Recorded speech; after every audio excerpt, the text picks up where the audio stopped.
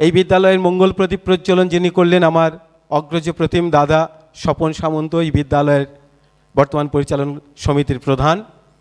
আর আমরা যারা বাংলা নিয়ে তোমাদের সঙ্গে কিছুক্ষণ আলোচনা করব, খুব সৌভাগ্যক্রমে আমরা তিনজন সহপাঠী, আমরা একই সঙ্গে পড়তাম, তিনজনেই বর্তমানে শিক্ষকতা করি এবং আরও মজার বিষয় আমরা তিনজনেই দীর্ঘদিন ধরে মাধ্যমিকের খাতা দেখছি, তোমাদের খাতার মূল্যায়ন করছি।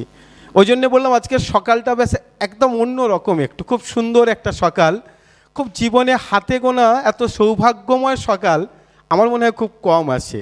ফলে তোমাদের সঙ্গে আজকের দিনটা খুব ভালো কাটাবো, বিভিন্ন বিষয়ের আলোচনা হবে এখানে, তোমাদের যে সমস্ত বিষয়গুলোর ডাউট আছে নির্দ্বিধায় বলবে। আমরা আমাদের বাংলা অনুষ্ঠানটা এভাবে সাজানোর চেষ্টা করেছি। প্রথমে আমরা বাংলা বিষয়ের ওপর তোমাদের যে সাধারণ ভুলভ্রান্তি যেখানে হয়, আমার পাশে যারা আছেন তারা বলবেন, আমিও বলবো, প্রশ্ন ধরে ধরে আলোচনা হবে, কিভাবে প্রশ্নের উত্তর লিখবে।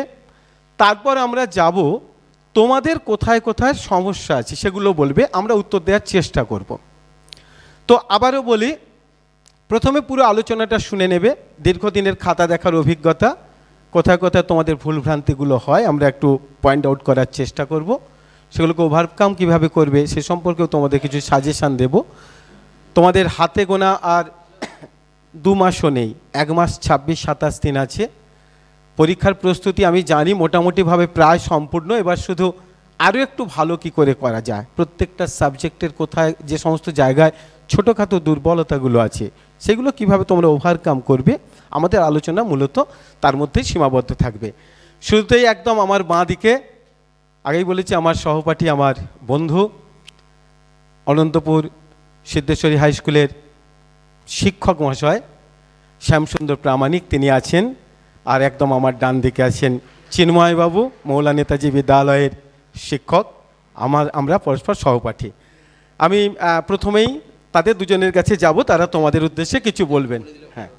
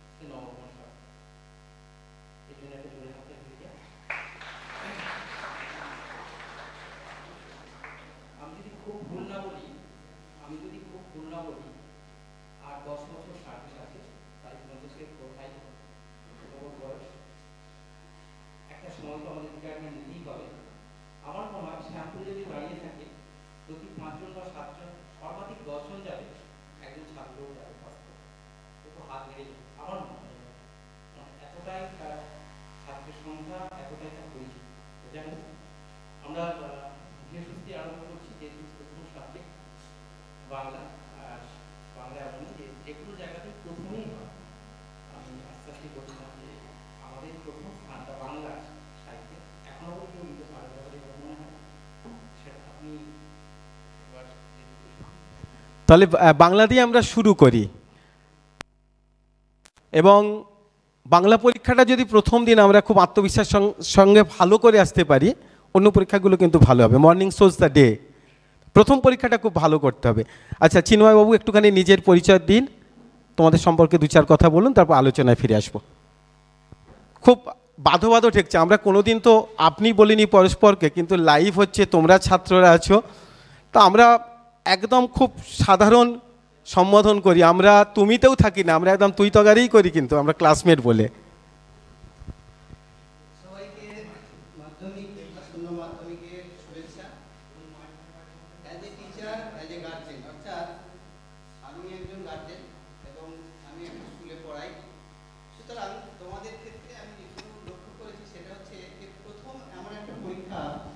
তোমরা দিতে যাচ্ছ, খানিকটা মনের মধ্যে নানা রকমের একটা ভাবনা চিন্তা রয়েছে এবং এর থেকে এই জিনিসটা কিন্তু তোমাদের পরীক্ষার খাতার উপর প্রভাব ফেলে।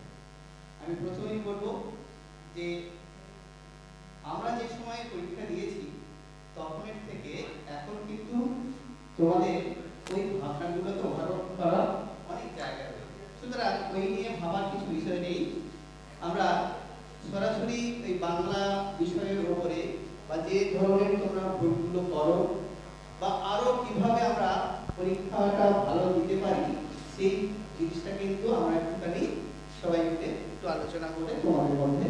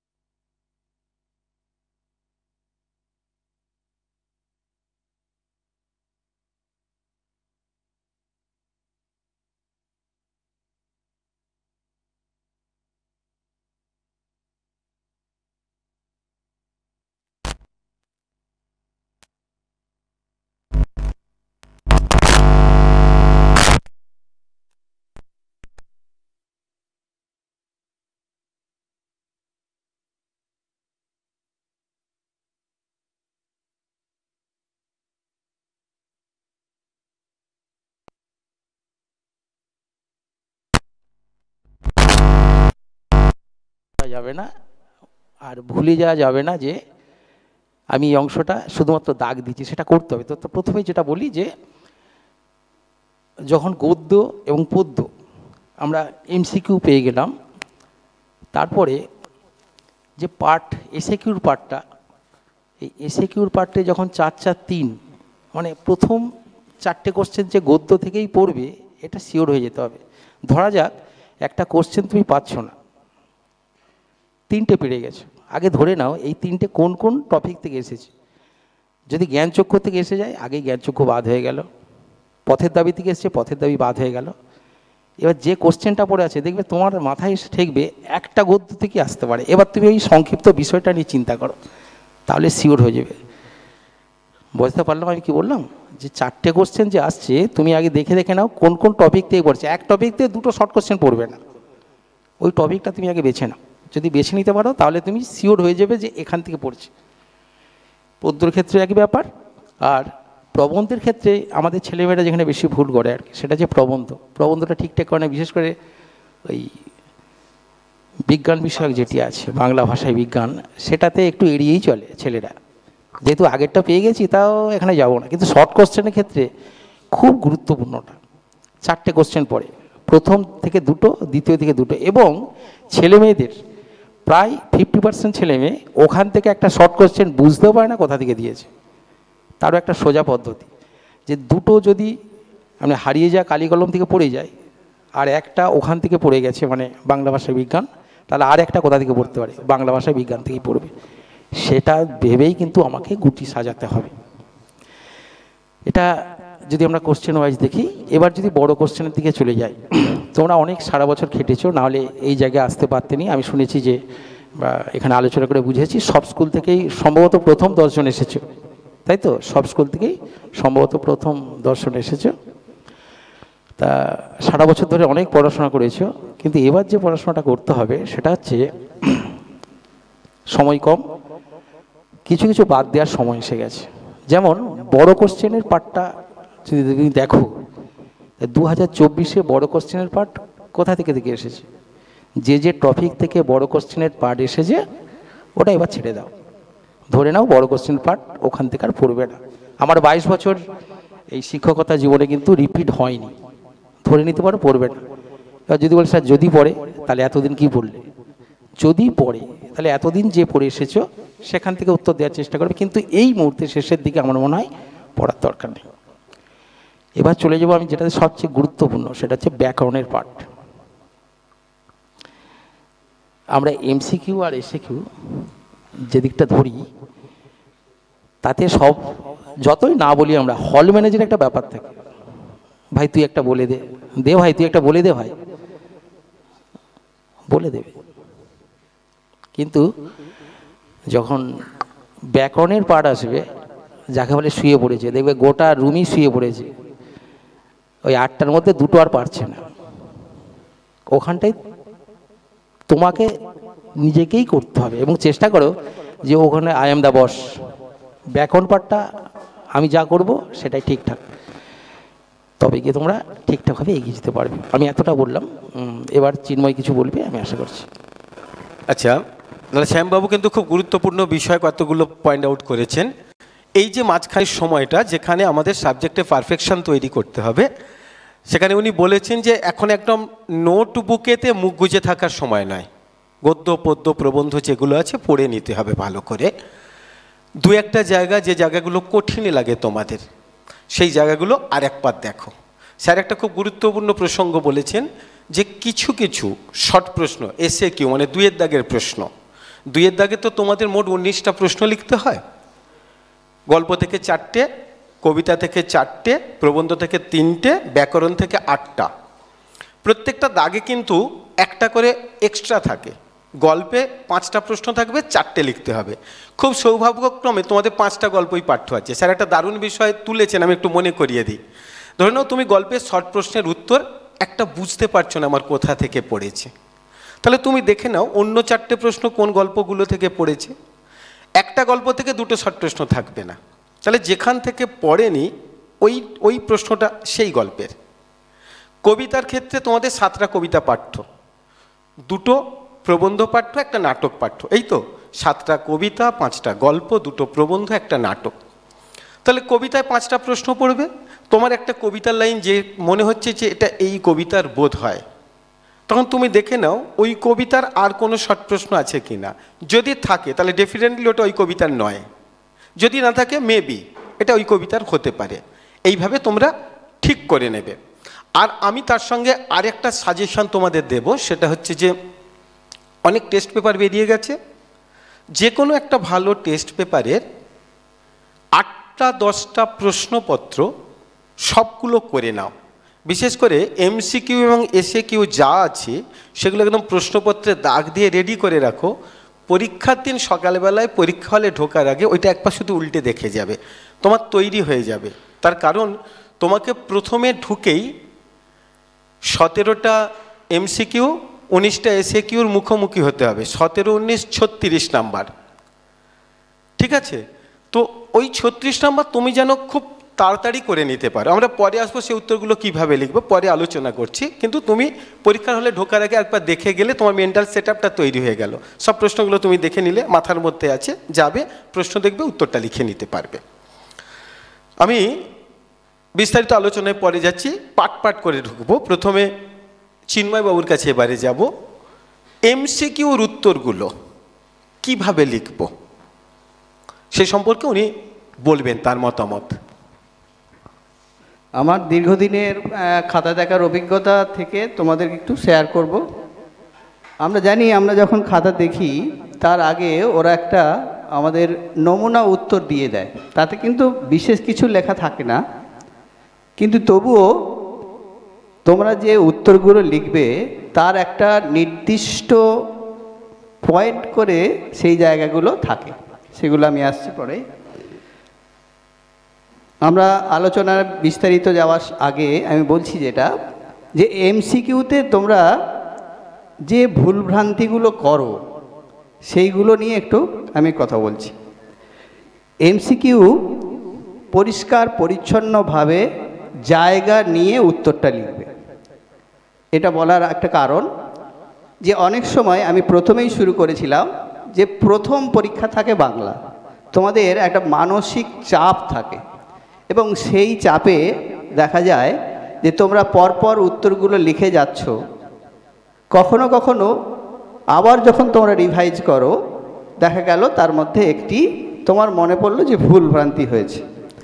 এবং আরও একটা বিষয় আমি খেয়াল করেছি, বিশেষ করে আমরা যেমন তিনজন বন্ধু, সেই বন্ধু প্রীতি কিন্তু তোমাদের মধ্যেও আছে।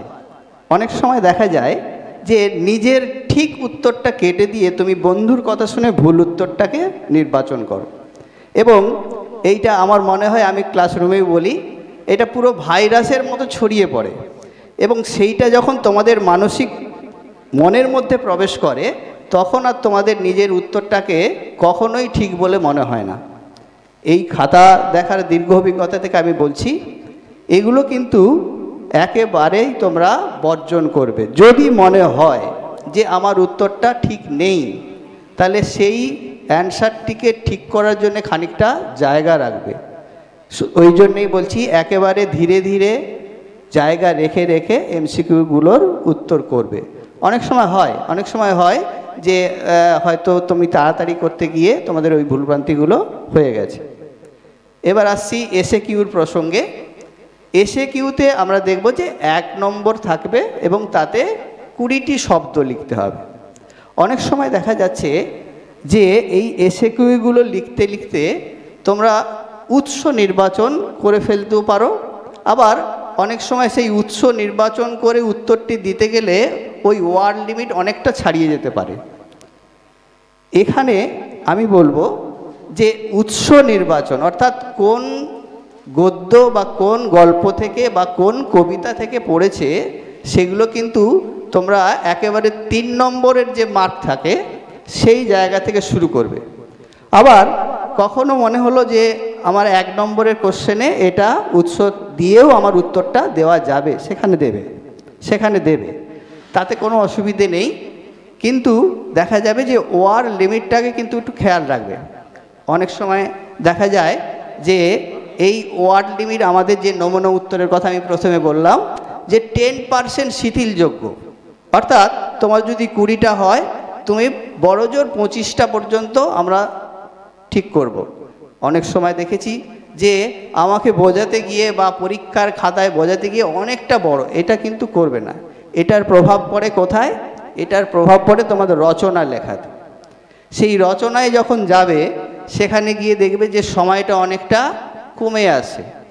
আমি কখনোই বলবো না, কারণ সব থেকে গোটা কোশ্চেনের মধ্যে, গোটা প্রশ্নপত্রের মধ্যে সব থেকে বেশি নম্বর রয়েছে 10 নম্বর রচনাতে। সেইটা কিন্তু অনেক নিষ্ঠা নিয়ে একটু ভালো করে ওই খাতায় ফুটিয়ে আঁকার চেষ্টা করবে। খুব সুন্দর আলোচনা। আমি আরেকবার মনে করিয়ে দিই, এমসিকিউর যে 17টি প্রশ্ন প্রথমে লিখতে হবে, এই উত্তরগুলো লেখার সময় তোমরা প্রশ্নের ক্রমাঙ্ক তুলবে। প্রশ্নটা তোলার দরকার নেই, উত্তরের ক্রমাঙ্ক তুললে উত্তরটা তুলবে। যেমন ধরে নাও 1-এর দাগে 7-এর প্রশ্ন পড়েছে বা 1-এর দাগে 3-এর প্রশ্ন পড়েছে, যে তপন তার প্রথম দিন গল্পটি যে পত্রিকায় লেখা হয়েছিল সেই পত্রিকাটার নাম ক শুকতারা, খ সন্ধ্যাতারা, গ দেশ, তারপর সাহিত্য পত্রিকা ইত্যাদি। তাহলে তুমি লিখলে 1-এর 3 খ সন্ধ্যাতারা। প্রশ্নটা তুললে না, কিন্তু উত্তরটা পুরো তুলবে। বোঝাতে পারলাম? আচ্ছা, আসলে স্যার যেটা বোঝাতে চাচ্ছেন যে আমরা অনেকেই কী করি, প্রথমে প্রশ্নটা তুলি, তারপরে তার উত্তরটা দিই। তাতে অসুবিধা নেই। অসুবিধা কোথায়? তুমি ভাবো, তোমাকে সময় দেওয়া আছে 180 মিনিট, পাক্কা 180 মিনিট সময় দেওয়া আছে, 15 মিনিট বাদ দাও, তোমার নাম্বার কত? 90। 90-এর জন্য 180 মিনিট, মানে প্রতিটা নাম্বারের জন্য 2 মিনিট সীমাবদ্ধ। এখন তুমি ভাবছো আমার কাছে 2 মিনিট আছে, তাহলে প্রথম যে 17টা কোশ্চেন করব,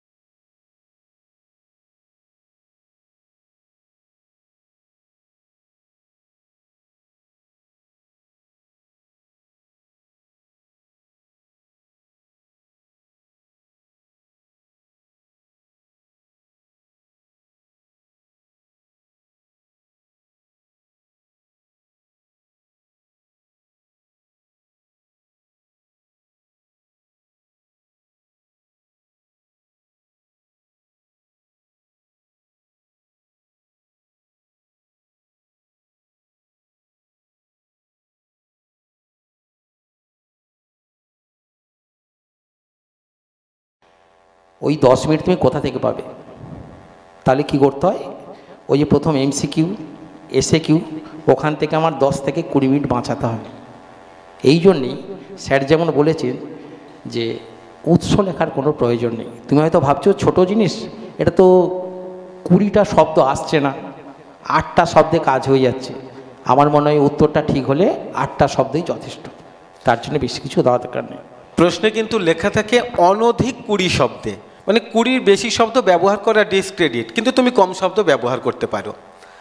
তো আরেকটা ব্যাপার বলে দিই, 1 থেকে 17 যে এমসিকিউ লিখবে, তুমি যখন রিভাইজ করছো তখন মনে হলো আমার 1-এর দাগে 7-এর উত্তরটা ভুল হয়েছে, খাতার শেষে তুমি আবার 1-এর দাগে 7-এর উত্তরটা লিখে এলে, কিন্তু তুমি প্রথমেই যেখানে লিখেছিলে সেই উত্তরটা কাটলে না। এক্সামিনার কিন্তু প্রথমের ওই ভুল উত্তরটাই নেবেন, যদি তুমি না কেটে দিয়ে আসো।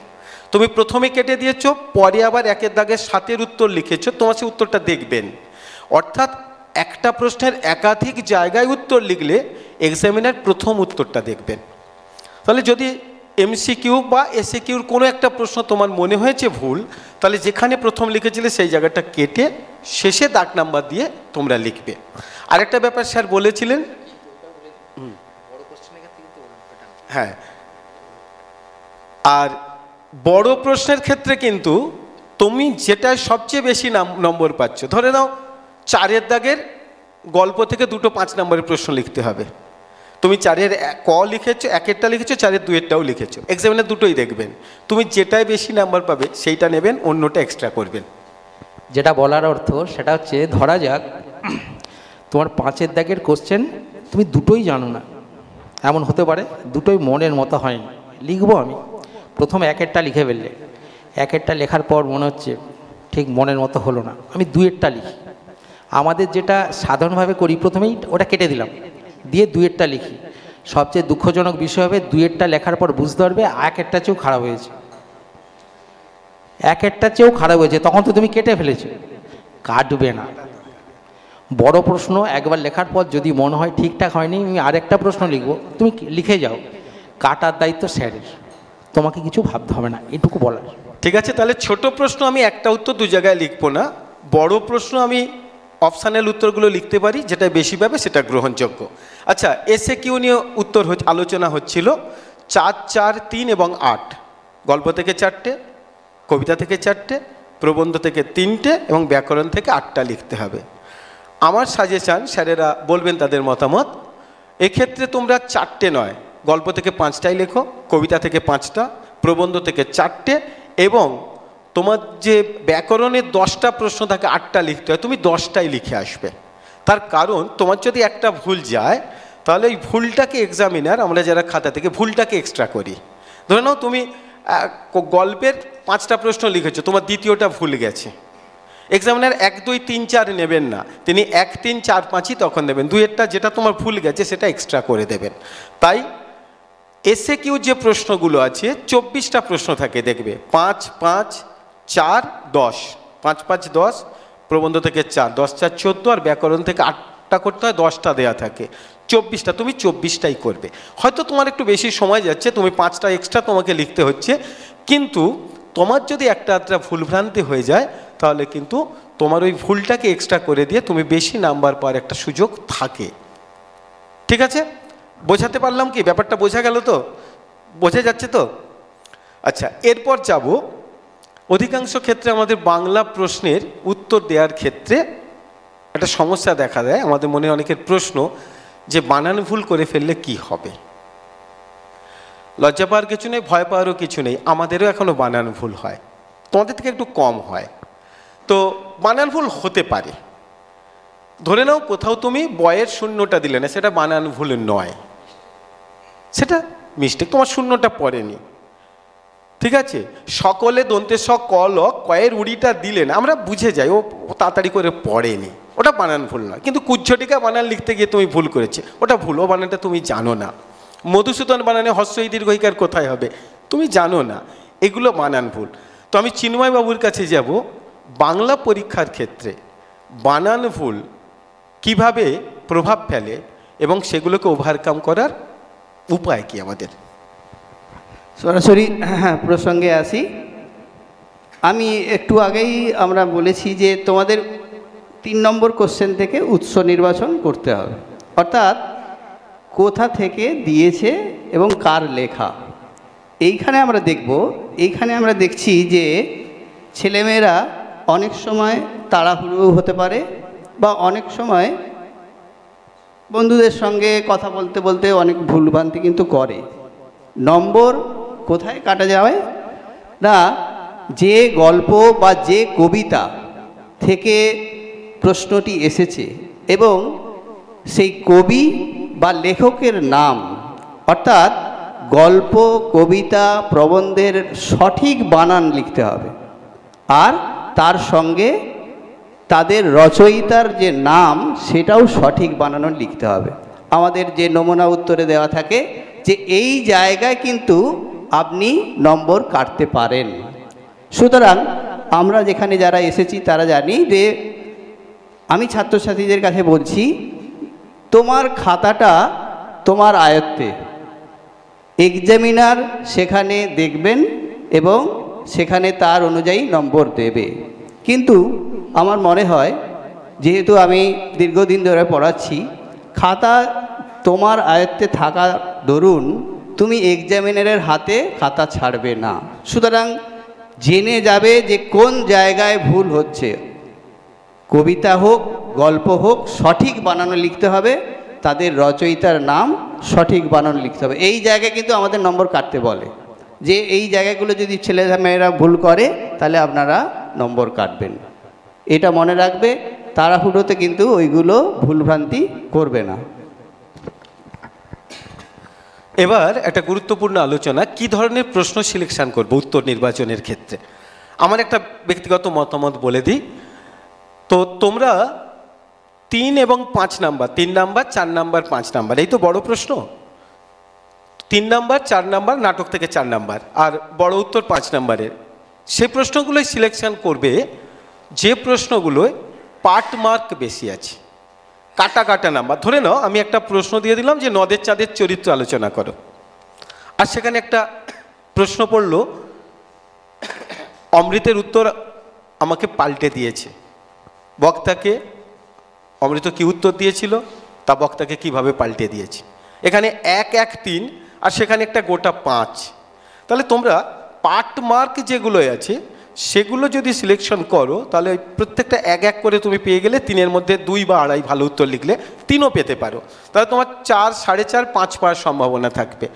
কিন্তু তুমি যদি নদের চাঁদের চরিত্রে, একটা গোটা 5 নাম্বারের প্রশ্ন আছে, তুমি নদের চাঁদের চরিত্র লিখলে, চরিত্র বা নামকরণ কেন্দ্রিক প্রশ্নগুলো লিখে এক্সামিনারকে স্যাটিসফাইড করাটা একটু মুশকিল, কারণ বিষয়টা তো সাহিত্য, বলে তার একটু গভীরতার দরকার, একটু মুশকিল। তাই পাঠ প্রশ্নগুলো নির্বাচন করবে। আরেকটা কথা একটু বলে দিই, শ্যামবাবুর মতামত নেব, আমার মতটা আগে জানিয়ে দিই। এসএকিউর প্রশ্নের ক্ষেত্রে স্যারেরা যে বলেছেন উৎস উল্লেখ করবে না, আমি বলছি করবেই না। কেন করবে না? ধরো এসএকিউর একটা তোমাকে উত্তর চেয়েছে, ধরে নাও তপনের নতুন মেশো কী করতেন, তিনি কলেজে অধ্যাপনা করতেন, বলতে তপনের নতুন মেশো কলেজে অধ্যাপনা করতেন। এবার তুমি সেখানে উত্তর লিখছো, অমুক লেখিকার লেখা অমুক গল্পে তপনের নতুন মেশো কলেজের একজন বিখ্যাত অধ্যাপক, খুব গর্জার শব্দ দিয়ে, কঠিন কঠিন দুরূহ শব্দ দিয়ে উৎস প্রসঙ্গ উল্লেখ করে তুমি লিখলে। লিখতে গিয়ে তুমি একটা বানান ভুল করে ফেললে, 2টো বানান ভুল করে ফেললে, তাহলে তোমাকে নিশ্চয়ই 1-এ 1 দেবে না। আমাদের নিয়ম আছে যে বানান ভুলের ক্ষেত্রে 1-এর 4 করে কাটতে বলে ওরা, 1-এর 4, 4টে বানান ভুলে 1 নাম্বার কাটতে বলে। কিন্তু সেই নাম্বারটা কখনোই মূল নাম্বারের 1-এর 4-এর বেশি হবে না। মানে একটা 5 নাম্বারের উত্তরে যত বানান ভুলই করো না কেন, আমি 1.5 নাম্বারের বেশি কাটতে পারবো না, সে তোমার 25টা বানান ভুল গেলেও 1.5 কাটবো, আবার 4টে বানান ভুল গেলেও আমি 1 বা 1.5 কাটবো। কিন্তু 1 নম্বর প্রশ্নের ক্ষেত্রে যেখানে 1 মার্ক আছে, তুমি একটা বানান ভুল করে ফেলেছো, তোমাকে আমি হাফ দেব। এজন্যই আমরা বলি এসএকিউ প্রশ্নের উত্তরের ক্ষেত্রে কখনোই উৎস প্রসঙ্গ কঠিন শব্দ দেবে না, কারণ তোমাকে আলটিমেট নম্বর পেতে হবে।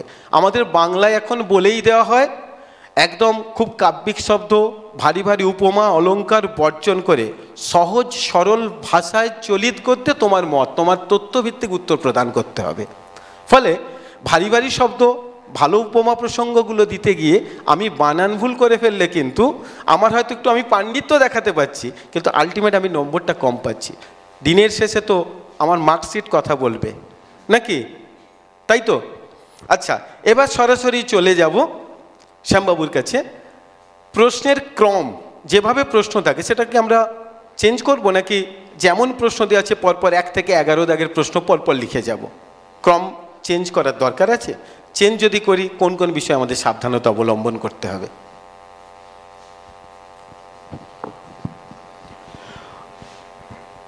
পরীক্ষায় বসে প্রথমেই যেটা মনে হয় যে কোন প্রশ্নের উত্তরটা লিখব, আগে একটা চিন্তাভাবনা করাই ছিল যে 1, 2, 3, 4 পরপর আমরা লিখে লিখে যাব।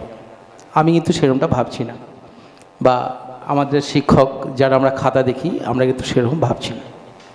প্রথমেই বলি যে এমসিকিউ এবং এসএকিউ এই দুটো পার্ট আগে সেরে রাখা ভালো, কারণ 1 নম্বরের কোশ্চেন কিছু কিছু মনে আসবে না সেই মুহূর্তে, পরেও কিন্তু আসতে পারে। তো সেই জায়গাটা আমি একটু ফাঁক রেখে দিলাম। তারপরে কোন প্রশ্ন লিখব, এবার 3 নম্বর আছে, 5 নম্বর আছে, 4 নম্বর আছে, 10 নম্বর আছে। আমি বলি কি, যেটা সবচেয়ে তুমি ভালো পারবে, ধরা যাক রচনাটাই তুমি খুব ভালো পারবে, একদম মনের মতো লেগে গেছে, তুমি রচনায় লিখে ফেলো। আমরা বলি আর নাই বলি, সব সময় আমরা নৈবেক্তিকভাবে চলতে পারি না, আবেগ আমাদের মধ্যে কাজ করেই। একটা শিক্ষক মশাই যদি দেখেন তোমার প্রথম লেখাটা খুব সুন্দর হয়েছে, আমি বলছি স্যারের মধ্যে একটা স্নিগ্ধতার আবেশ যদি ছড়িয়ে দিতে পারো, পরবর্তী ছোটোখাটো ভুল ও স্যার মাফ করে দেয়। দেখতেই পারা যায় যে প্রথমগুলো খুব সুন্দর লিখেছে, এটা মিস্টেক হয়ে গেছে। স্যার একটু আগে বলছিলেন না যে ভুল হয়ে গেছে, মিস্টেক হয়ে গেছে। ভুল আর মিস্টেকের মধ্যে পার্থক্য আছে।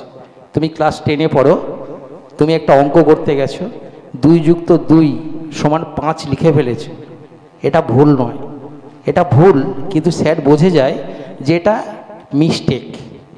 আর সত্যিকারের ভুলটা স্যার বুঝতে পারেন। এই যে আমরা কুচ্ছটিকা বানান লিখতে গিয়ে এটা ভুলই হয়, কিন্তু তপন লিখতে গিয়ে অনেক সময় দেখা যায় অন্যদিকে তাকিয়েছো, পয়ের জায়গায় ব লিখে ফেলেছো, আমরা কিন্তু জানি এটা মিস্টেক। তাই তোমরা এদিকটা একটু খেয়াল রাখবে। আচ্ছা, একটু সময় অল্প, দুটো বিষয় আমি একটুখানি বলে নিই, এরপর চিন্ময়বাবু কোনির বিষয়ে একটু আলোচনায় যাবেন। আমি তার আগে বলে দিই, তোমাদের 10-এর দাগের প্রশ্ন একটা ডায়লগ অথবা একটা প্রতিবেদন লিখতে হয় 5 নম্বরের। তো আমার সাজেশান তুমি যেটা ভালো লিখতে পারবে সেটাই লিখবে। ভালো হয় যদি তুমি প্রতিবেদন লেখো, কারণ প্রতিবেদনের একটা প্যাটার্ন আছে, এবং প্রতিবেদনে আমাদের খাতা দেখার সময় প্রতিবেদনের স্ট্রাকচারে 2 এবং বক্তব্যে 3, মোট 5 নাম্বার আমরা 2 + 3-এ ভাগ করে দিই। কিন্তু ডায়লগেতে পুরো 5-এর ওপর মূল্যায়ন করতে হয়। অর্থাৎ প্রশ্নে না দেওয়া থাকলেও প্রতিবেদন রচনার ক্ষেত্রে কিন্তু পার্ট আছে 2 + 3। প্রতিবেদনে তোমরা যেটা ভুল করো, আবারও বলছি খুব মন দিয়ে শুনবে, প্রতিবেদনে তুমি যেটা ভুল করো, তুমি হেডিং দিলে, তারপরে হেডিংয়ের নিচে 3টে তথ্য দিতে হয়: source of reporting, place of reporting, date of reporting, নিজস্ব সংবাদদাতা উলুবেড়িয়া, হাওড়া বা বেলপুকুর, তারপর আমি তারিখটা দিচ্ছি 10ই আগস্ট, 10ই ডিসেম্বর, 5ই ফেব্রুয়ারি, যা ইচ্ছা একটা তারিখ দিচ্ছি। তারিখটা দেওয়ার ক্ষেত্রে 85 থেকে 87% ছেলেমেয়েরা ভুল করে, তারা তারিখটা ইংরাজি হরফে লিখে দেয়। 10th আগস্ট 10 ইংরাজিতে লিখলো, তুমি ইংরাজি মাসের নাম লিখবে, বাংলা হরফে লিখতে হবে। বোঝাতে পারলাম কি? লিখবে কিসে তুমি? ইংরাজি মাসের নাম, ইংরাজি ডেট, কিন্তু বাংলা হরফে। তুমি যদি 11ই ডিসেম্বর লেখো, 1 বাংলার যে 1 ডিসেম্বর লিখলাম। আর আমার সাজেশান রইল হেডিংটা এবং এই যে 3টে তথ্য, place of reporting, date of reporting, source of reporting, এই 3টে একটু অন্য কালি ব্যবহার করো, যেটা তুমি পয়েন্ট করো।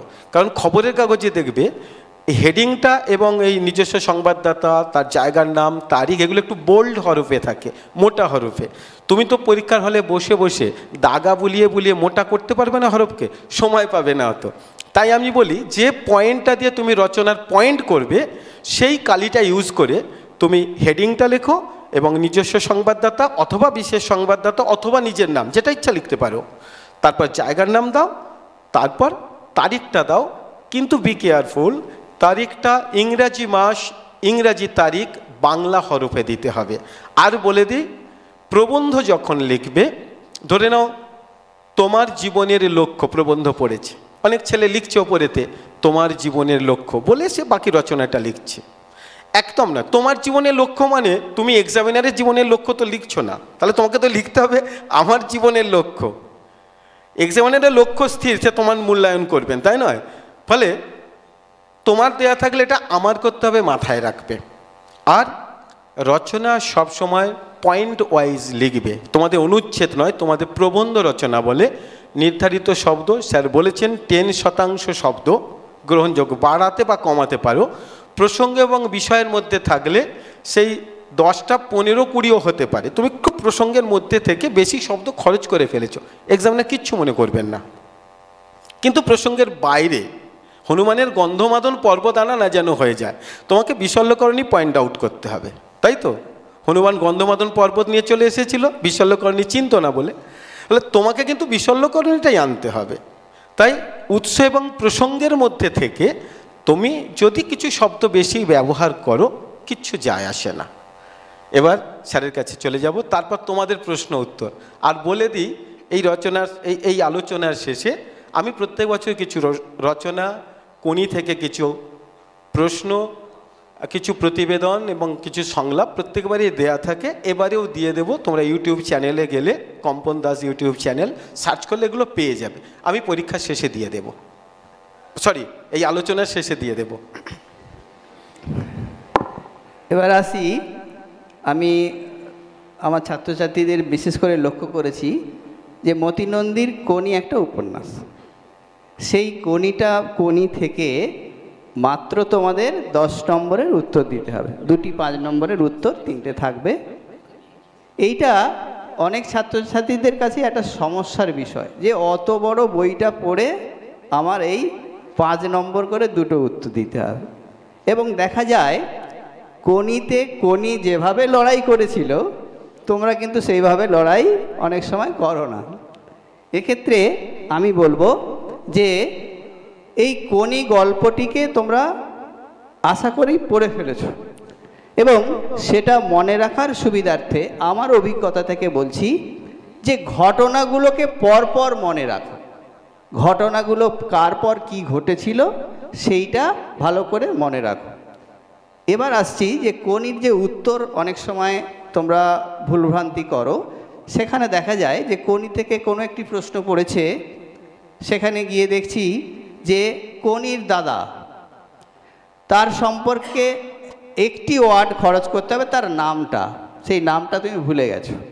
দেখা গেল যে উত্তরটি খুব ঠিক, কিন্তু সেই কোনির দাদার নামটা সারা উত্তরে কোথাও নেই। সারাক্ষণই কোনির দাদা করে গেলে এটা কিন্তু তোমার উত্তরে প্রভাব পড়লো। তাহলে আমি প্রথমেই বললাম যে ঘটনার পারম্পর্য রূপে তোমরা কিন্তু কোনিটা মনে মনে একেবারে ছকবদ্ধভাবে করে রাখো, যে এরপর এই চরিত্রগুলো যে এই চরিত্র আছে, সেই সময় এরা বেরিয়েছিল, এরা এই করেছিল, হিয়া থেকে শুরু করে কমল থেকে শুরু করে সমস্ত নামগুলো কিন্তু তোমরা একটুখানি মনে রাখার চেষ্টা করতে হবে, যেটা তোমাদের উত্তরে কাজে লাগবে। মনে থাকবে এইগুলো একটুখানি তোমরা আস্তে আস্তে অনুসরণ করো, এই কদিন আর আছে ওইগুলো একটু চেষ্টা করতে হবে। একদম প্রশ্ন উত্তরে যাব, তার আগে শ্যামবাবু একটু খাতাটা ডেকোরেশন মার্জিন নিয়ে 2-4 কথা বলবেন। খাতা তো তোমাদের রিপ্রেজেন্টেশন করবে সেখানে এক্সামিনারের কাছে, সেটা কিভাবে লিখবে, খাতাটা সাজাবে কিভাবে? বাংলা খাতার ক্ষেত্রে খাতার সৌন্দর্য একটা গুরুত্বপূর্ণ বিষয়। খুব জাবড়ে ফেললে খুব ভালো চোখে দেখা হয় না। তো তোমাদের যে এতদিন পরীক্ষা দিয়ে এসেছো, সব স্কুলেই প্রথম পৃষ্ঠাটায় তোমাদের নাম টাম সব থাকে, তারপর ওই প্রথম পৃষ্ঠায় উত্তরটা লিখতে আরম্ভ করো, তারপর দ্বিতীয় পৃষ্ঠা থেকে চালিয়ে যাও। মাধ্যমিক কিন্তু সেরকম না। মাধ্যমিকে প্রথম পৃষ্ঠায় কিছু তথ্য দেওয়া থাকে, সেগুলো ফিল আপ করতে হয় তোমাকে, বা কিছু জানার থাকে, সেটা দেখার পর স্যার দেখে নিলেন, প্রথম পৃষ্ঠায় আর কিছু থাকে না। ওই প্রথম পৃষ্ঠার পিছনটা কিচ্ছু লিখবে না। আমি দেখেছি অনেকে ওই সেকেন্ড পৃষ্ঠা থেকে লিখতে আরম্ভ করে, একদম কিচ্ছু লিখবেন। তাহলে প্রথম পৃষ্ঠা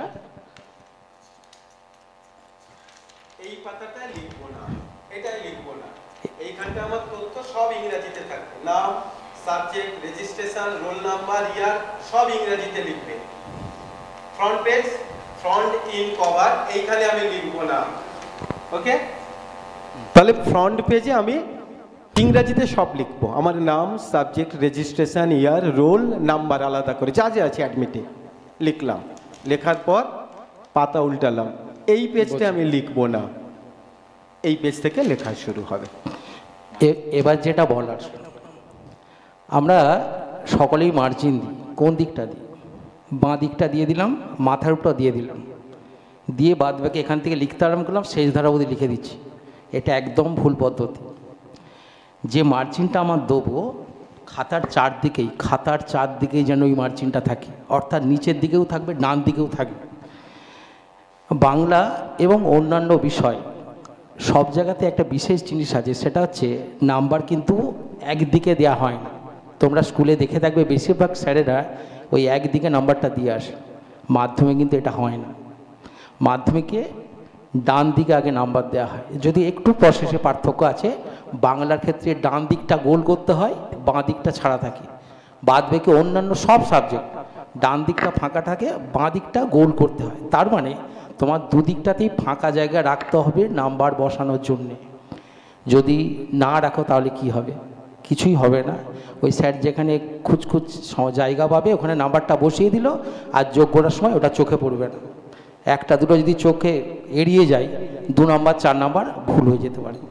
তুমি তো আর সবসময় দেখে বুঝতে পারছো না যে আমি কত নাম্বার পেয়েছি বা পেতাম হয়তো। তো ওই জন্য সবসময় বলছি খাতার চারদিকে কিন্তু সমান রূপে একটা মার্জিন দিয়ে দেবে। দ্বিতীয় কথা যেটা, স্যার রচনার সাজেস্টিভ তো দেবেন, তবু আমি বলি এই এবিটিএ বা ডব্লিউবিটিএ এরকম তো কোনো না কোনো তোমার টেস্ট পেপার কিনবেই। কিনে আমার সাজেশন হচ্ছে যে রচনা কে কী সাজেশন বললো দেখার দরকার নেই। লাস্ট মুহূর্তে বলছি যে যদি না পড়ে, কেন বলছি, সব সাইডই বলবে এইটা পড়বে এটা পড়বে। তোমার কাছে একটা সহজ পদ্ধতি আছে।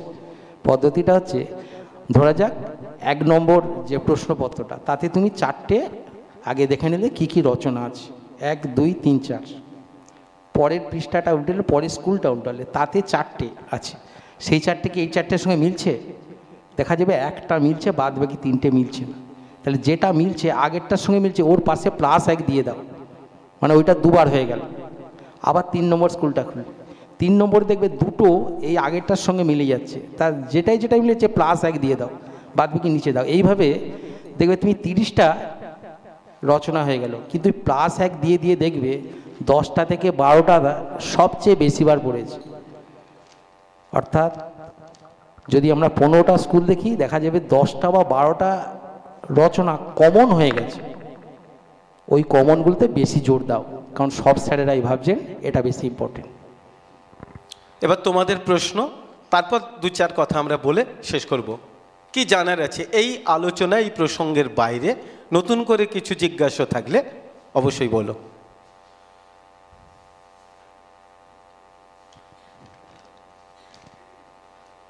কিন্তু করার নেই। আমি আবারও বলছি, বড় উত্তর কোথা থেকে পড়বে এটা জানার দরকার নেই। তোমরা ইতিমধ্যেই জানো যে গতবারে তোমার পড়েছে পথের দাবি এবং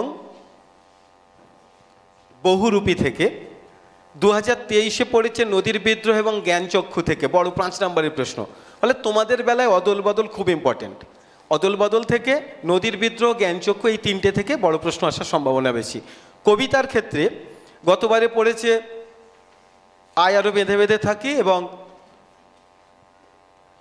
পঞ্চকন্যা পাইলেছে তো, মানে সিন্ধু তীরে থেকে পড়েছে। 2024-এ এটা পড়েছে। 22-এ পড়েছিল আফ্রিকা প্রলয়োল্লাস, 21-এ পড়েছিল অসুখী একজন। তাহলে অসুখী একজন, আফ্রিকা প্রলয়োল্লাস, এই 3টে খুব ইম্পর্টেন্ট। এভাবে তোমরা সাজেশন করতে পারো। এবার বলো তোমাদের কি প্রশ্ন।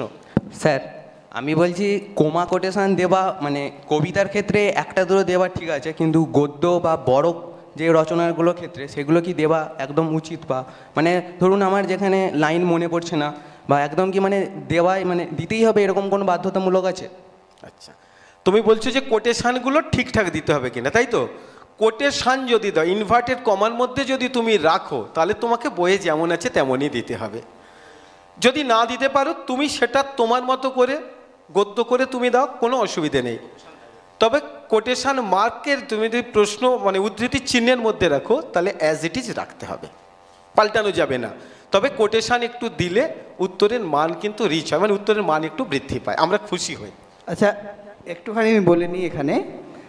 আমি তোমাদের একটু আগেই বলেছিলাম যে কবি বা লেখকের নাম এবং গদ্য বা কবিতা বা প্রবন্ধের নাম সঠিক বানানে লিখতে হবে। অর্থাৎ ওইখানে কিন্তু আমি একটুখানি বলেছি যে এই যে কবিতা বা গদ্য বা প্রবন্ধের নাম তোমরা সঠিক বানানে লিখবে, যখন উৎস লিখবে তখন কিন্তু কোটেশন দিলে খুব সুন্দর হয়। এবং এই জন্যেই সঠিক বানানে বলেছি, কোটেশনের মধ্যে তোমাকে যে কথাটা তুমি লিখবে সেটা কিন্তু সঠিক বানানে লিখতে হবে। স্যার, গদ্যতে কি তাহলে কোমা কোটেশন দেওয়া যেতে পারে? হ্যাঁ, অবশ্যই। গদ্য প্রবন্ধ সব জায়গা থেকে গুরুত্বপূর্ণ জায়গাগুলো কোটেশানে আসে। কোটেশন মানে যে ওই প্রশ্নের বক্তব্যটা ধারণ করছে, ওই তুমি যে উত্তরটা লিখছো তার বক্তব্য ধারণ করছে যে অংশটা, সেটাই কিন্তু কোটেশানে উঠে আসবে। স্যার, একটা রচনা বা কোনো কবিতার ক্ষেত্রে সর্বোচ্চ কতগুলো কোটেশন দেওয়া উচিত? তোমার ওয়ার্ড লিমিটটা মাথায় রাখতে হবে। আমি এটা বলছি, যতদূর না ভারাক্রান্ত হয়, নুনের একটা লিমিট থাকে, কম দিলেও খারাপ লাগে, আবার অতিরিক্ত দিলে সেটাও খুব খারাপ। আমার এক বন্ধু বলেছিলেন, আমি যখন গ্র্যাজুয়েশনে পড়ি, যে আমি এত কোটেশন, এত ইংলিশ কোটেশন দিয়েছি, মানে সীমার বাইরে, দারুণ লিখেছি। সর্বাধিক কত পেতে পারে আমি বলিনি, কিন্তু রেজাল্ট বেরোনোর পর সে মাথায় মাথায় 40 পেয়েছিল। অনার্সের ক্ষেত্রে মাথায় মাথায় 40 পেয়েছিল। মানে এত কোটেশন দিয়েছে, কিন্তু কোটেশনে দেখা গেছে প্রচুর ভুল বেরিয়েছে। ওরম কোটেশন না দেয় ঠিক। আমি যেন কোটেশন দেবো, সেটা আমি বলছি স্যারকে খুশি করে সেরকম অবধি কোটেশনটাই দেবে। অর্থাৎ একটা প্রসঙ্গে একটাই কোটেশন ব্যবহার করা বাঞ্ছনীয়, কারণ তোমার তো উত্তরে শব্দসীমা বেঁধে দেওয়া আছে, কোটেশনটাও কিন্তু শব্দসীমার মধ্যে পড়বে। আর কিছু?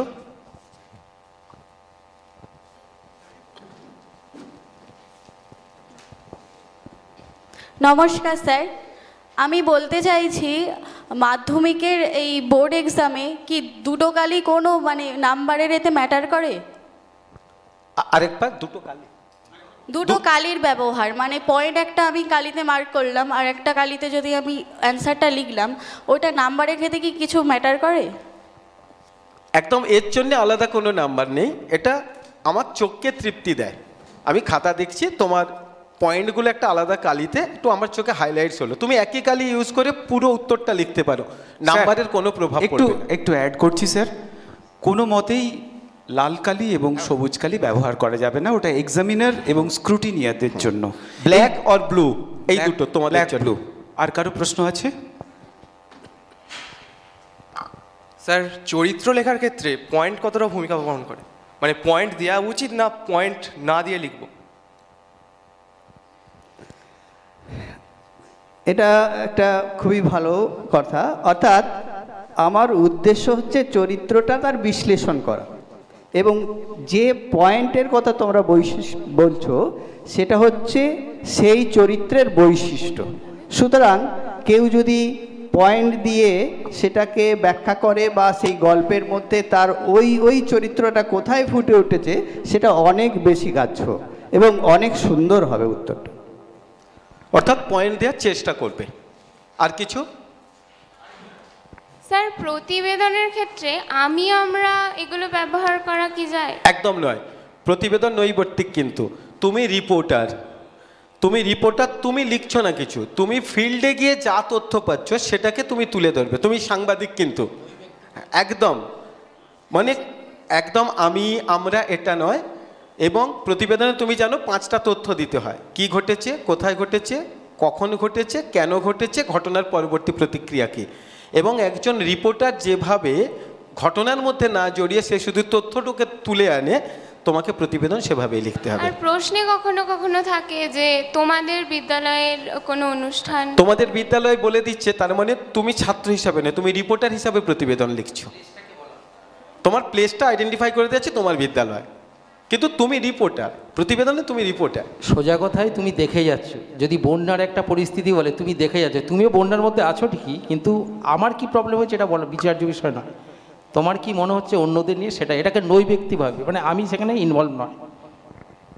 আর একটা বিষয় আমি বলছি এখানে, যে দেখবে যে আমরা যে নিউজ পেপার পড়ি, বেশ কিছু নিউজ পেপার কিন্তু খুব জনপ্রিয়, এবং তাদের যে হেডিংগুলো থাকে আমরা সেগুলোকে বারে বারে চোখ বোলানোর চেষ্টা করি। সেই জনপ্রিয়তা কোথায়? স্যার বললেন যে তুমি অ্যাজ এ রিপোর্টার হিসাবে প্রতিবেদন লিখছো, সুতরাং ওই যে শিরোনাম ওপরে যে তুমি টাইটেলটা লিখবে, সেইটাই কিন্তু ওই নিউজ পেপার অত্যন্ত মনোগ্রাহী করে, এবং শিরোনামটা চেষ্টা করতে হবে যে একেবারে সেটাকে যেন বেশ সুন্দর লাগে, হ্যাঁ, চমক থাকে, এবং চমকটাই তুমি রিপোর্টার, তোমার ঘটনাটাকে আকৃষ্ট করবে, সুতরাং তাকে পড়তে বাধ্য করবে যে ভিতরে কি কি লিখেছে। এবং আমি শুরুতেই বলেছিলাম প্রতিবেদনে কিন্তু 2 এবং 3 ভাগ করা থাকে। ওই যে তোমার শিরোনাম এবং সোর্স অফ রিপোর্টিং, ওই 3টে তথ্য দিচ্ছ, এর জন্য 2 নাম্বার আছে। আচ্ছা, আমরা একদম আলোচনা শেষ করব। আবারও বলে দিই, এই ইউটিউব চ্যানেল সার্চ করলে আমাদের ফোন নাম্বার আমরা দিয়ে দেবো। যদি কোনো জিজ্ঞাসা থাকে, আলোচনা শেষ করা গেল না, হয়তো আরও কিছু প্রশ্ন রয়ে গেল, তোমরা ফোন করে নিও। আর একটা কথা বলবো যে কিছু কিছু বাংলার প্রশ্ন আছে, যে প্রশ্নগুলো একটু মাথা খাটিয়ে উত্তর বার করতে হবে। যেমন ধরে নাও, ক্রমশ এই কথাটা ছড়িয়ে পড়লো, অধিকাংশ ছেলে ভুল করে, এটা অদল বদল গল্পের লাইন না জ্ঞান চক্ষু? লাইনটা কিন্তু কোথাকার লাইন বলো? জ্ঞানচক্ষু থেকে কারেকশান করে দেওয়ার প্রসঙ্গ। বা ধরো একটা জায়গা আছে, অস্ত্র ফেলো অস্ত্র রাখো, কোথায় রাখবে? পায়ে না গানের দুটো পায়ে? কবিতায় একবার আছে পায়ে রাখো, আবার বলেছে গানের দুটি পায়ে রাখো। তুমি পায়ে অথবা গানের পায়ে যে কোনো একটা উত্তর দিতে পারো। বা ধরো প্রবন্ধে একটা জায়গা আছে কথায় বলে, কি বলে, বা একদম একই রকম লাইন আছে, বাংলা একটা কথা চালু ছিল, দুটোর উত্তর কিন্তু আলাদা। কথায় বলে কালি কলম মন লেখে 3 জন, আবার বাংলা একটা কথা চালু আছে, কালি নেই কলম নেই বলে আমি মুন্সি। এই কঠিন জায়গাগুলো কিন্তু তোমরা আরেকবার একটু দেখে নেবে ভালো করে। ফলে কিছু আলোচনা হলো, কিছু বাকি রয়ে গেল। যদি কিছু জিজ্ঞাসা থাকে ফোন করে নিও, ইউটিউব চ্যানেলটা বন্ধুদের দেখতে বলো।